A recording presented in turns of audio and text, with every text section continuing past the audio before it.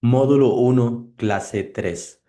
¿Cuándo aplicar y cuándo no aplicar Programmatic SEO? Tal como hemos visto en las clases anteriores, hay diferentes maneras de comprender cuándo sí es viable una estrategia y cuándo pues podemos o hacerla híbrida o pensar en otro tipo de estrategia. Pero en la clase del día de hoy vamos a ver algunos aspectos bastante importantes que nos van a permitir definir si esta estrategia es la más óptima para el proyecto. Primero, vamos a ver cuándo sí aplicar o cuándo hay más posibilidad de aplicar el tema de Programmatic SEO a escala más grande. Por ejemplo, cuando tenemos combinaciones de palabras, keyword más la variante. Por ejemplo, sucede mucho en sitios web de deportes, por ejemplo, apuestas deportivas, cuando hay muchos eventos. Sucede en viajes también, en finanzas, donde hay muchos tipos de cambio de moneda, tal como lo vimos anteriormente con el proyecto de Wise. Cuando tenemos también esos datos estructurados disponibles, ya sea preferiblemente en una base de datos o bien en algún tipo de archivo, por ejemplo, un spreadsheet o desde un API o una API. Esto porque nos va a permitir trabajar con la data de una manera dinámica, tal como lo vimos anteriormente, y pues va a facilitar mucho que al final del día podamos trabajar con estos datos sin tener que estarlos editando manualmente, que al final del día eso es lo que busca el tema de Programmatic SEO, que toda esta información sea dinámica, o al menos la mayoría, que tengamos plantillas reutilizables claras. Por ejemplo, tenemos una plantilla para el tema de tipo de cambio. Es exactamente la misma plantilla para todos los idiomas. Lo único que cambia es el idioma del contenido en sí y los datos, las métricas, por así decirlo, el precio, en este caso el tipo de cambio. Entonces, toda esa información, si nosotros la tenemos almacenada en un lugar, pues es más sencillo poder traerla y poder trabajar con esa información. Y que bueno, al final del día, también que esto tenga escalabilidad, y es decir, que dé un valor real al negocio. Al día de hoy, trabajar en SEO es más que simplemente traer tráfico a un proyecto, porque aún más los CEOs o las personas que están encargadas de la parte de negocio están solicitando, o al menos eso es lo que yo he visto en los últimos proyectos donde he estado y cuando he trabajado en consultoría. No les interesa tanto el tráfico en sí, la métrica, sino qué significa esa métrica para el negocio. Entonces, es muy importante que nosotros nos aseguremos que la estrategia que vamos a crear vaya en base a los KPI del negocio. Como les había mencionado, no puede ser que no todo el tiempo ese KPI va a ser una venta, puede ser una suscripción a un newsletter, puede ser hacerle awareness a la marca en sí. Va a depender y por eso es que es muy importante que nosotros tengamos en claro cuál es el KPI antes de empezar. Pero bueno, siempre es importante tener esto en cuenta, la escalabilidad con un valor real para el negocio. Ahora bien, ya casi vamos a ver un ejemplo, pero les voy a mostrar cuándo también no se aplica o no se conviene, al menos desde mi punto de vista, aplicar lo que es Programmatic SEO. Cuando tenemos keywords o frases o queries únicas o muy editoriales, es decir, cuando, por ejemplo, tenemos una web que habla mucho de visitar Nueva York, por decir un ejemplo, visitar Nueva York. Realmente no podemos cambiar mucho las frases porque no tenemos un amplio sistema para cambiar, tal como si sucede en las webs como wise.com que vimos. Es un solo lugar y listo. Aunque puede tener pueblos cercanos o ciudades cercanas, pero no es que existen miles y miles, por así decirlo, al menos las más importantes. Entonces es importante que tengamos eso en cuenta. La base de la optimización de una estrategia Programmatic SEO es la data que vamos a utilizar en la mayoría de los casos. Si tenemos un e-commerce o tenemos una web de turismo y no tenemos la data suficiente, pues no podemos crear páginas URLs de la mejor manera o realmente que respondan la intención de búsqueda del usuario. Entonces, si no tenemos eso, es muy importante que nos aseguremos de hablar con las personas indicadas, la persona de IT o la persona de datos que está encargada en la empresa para poder definir, depurar esa data y asegurarnos que lo que vamos a trabajar realmente es una data confiable. Cada página requiere contenido manual. Es decir, cuando nosotros tenemos páginas que realmente no podemos crear al 100% con la información que tenemos en el dataset, es muy probable que no necesitemos lo que sería una estrategia de Programmatic SEO, porque la idea al final del día con este tipo de estrategia es, en la mayoría de los casos, crear este tipo de páginas sin necesidad que nosotros tengamos que ir a crear el contenido manualmente, sino que hayan variaciones de acuerdo a los datos. Entonces, puede que hayan algunas páginas donde sí se necesite tal vez crear algo de contenido, pero la idea es que en la mayoría no se necesite. Entonces, es muy importante que nos aseguremos que las páginas realmente tienen la data y realmente no son páginas que necesitan ese tipo de mantenimiento de creación de contenido. Bajo volumen o intención ambigua. Es importante que tengamos en cuenta que la creación de estas páginas al fin del día es para crear valor negocio. Si vamos a crear páginas que al final del día van a apuntar a términos, keywords o queries, como lo llamen, que no tiene nada de búsquedas, esto puede ser hasta un poco contraproducente porque aquí juega algo que se llama el cloud budget o el presupuesto de rastreo en español.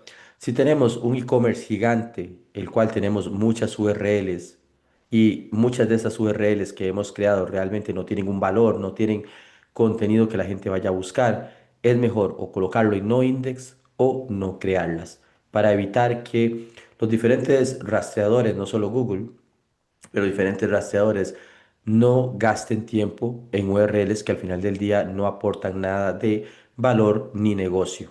Entonces tenemos que tener cuidado con ello. Y bueno, el último punto es que no haya diferenciación entre las páginas.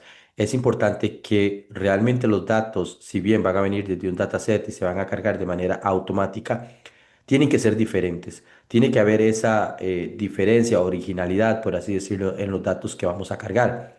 Por ejemplo, si es un e-commerce, pues tiene que haber diferentes productos de acuerdo a lo que estamos buscando. No puede ser 20 URLs creadas con exactamente los mismos productos, porque esto al final del día no tiene sentido. Entonces es importante que tengamos eso en cuenta y que las URLs que vamos a utilizar para comparar para los productos u otros realmente tenga una diferencia y tengan una razón de existir y no únicamente estén allí por cumplir cuota. En esta gráfica podemos ver de una manera más sencilla cómo se distribuye la información desde un dataset o una base de datos hacia las diferentes URLs. Podemos ver que aquí las URLs son exactamente las mismas o las páginas, las plantillas son exactamente las mismas, pero la data cambia porque la data viene desde este dataset. Entonces puede que aquí tengamos, por ejemplo, el tipo de cambio del dólar al peso mexicano y aquí en esta otra de la derecha el tipo de cambio del dólar al colón costarricense. Al final del día, y como vimos en el ejemplo de Wise en clases anteriores, la información en sí, el contenido es casi que el mismo, pero lo único que cambia es la métrica, el valor. Entonces allí es donde nosotros aprovechamos lo que es el dataset para completar esa información. Y pues obviamente va a cambiar también la información relacionada con los metatítulos, descripciones y también la información que va a ir en el esquema.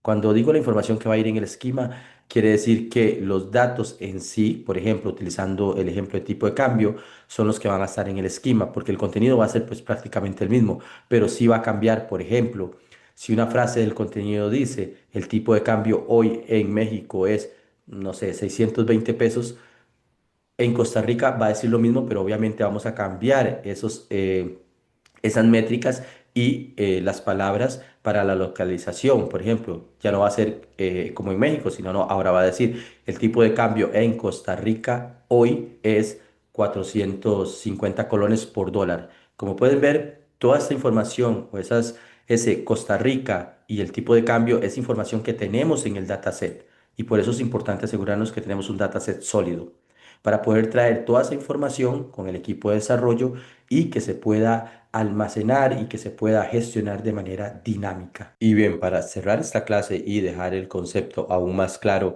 utilizando este mismo dataset es que podemos ver, por ejemplo, estas dos locaciones, estas dos páginas de TripAdvisor. Como pueden ver, va siendo la página de la izquierda y la de la derecha. Y hay temas que ustedes pueden ver que son exactamente los mismos.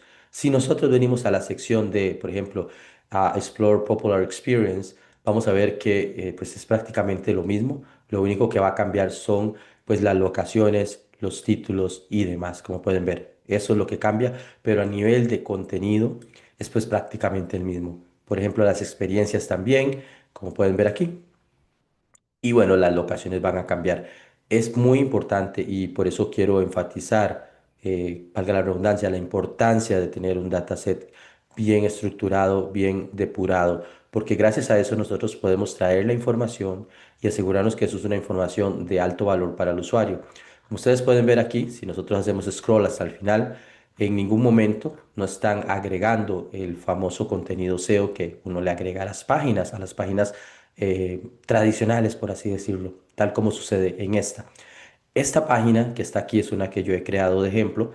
Hasta aquí podríamos dejarlo, más bien hasta esta sección, más o menos, como Programmatic SEO, porque esta es información que viene desde un dataset. Todo esto que está aquí es prácticamente lo mismo en las demás páginas, lo único que cambia es el dato en sí, el número, los datos del gráfico y demás. Pero yo, al ser un proyecto más pequeño, pues le he agregado contenido aquí, al final un contenido informativo o como algunos lo conocen, un contenido SEO. Pero eso no lo podemos hacer cuando estamos trabajando con proyectos de 10.000, 15.000 URLs. Allí vamos a trabajar únicamente con data dinámica, tal como se trabaja en un proyecto como TripAdvisor, porque no se puede estar creando ese tipo de contenido de esa manera. No alcanzaría el tiempo, o al menos no sería viable.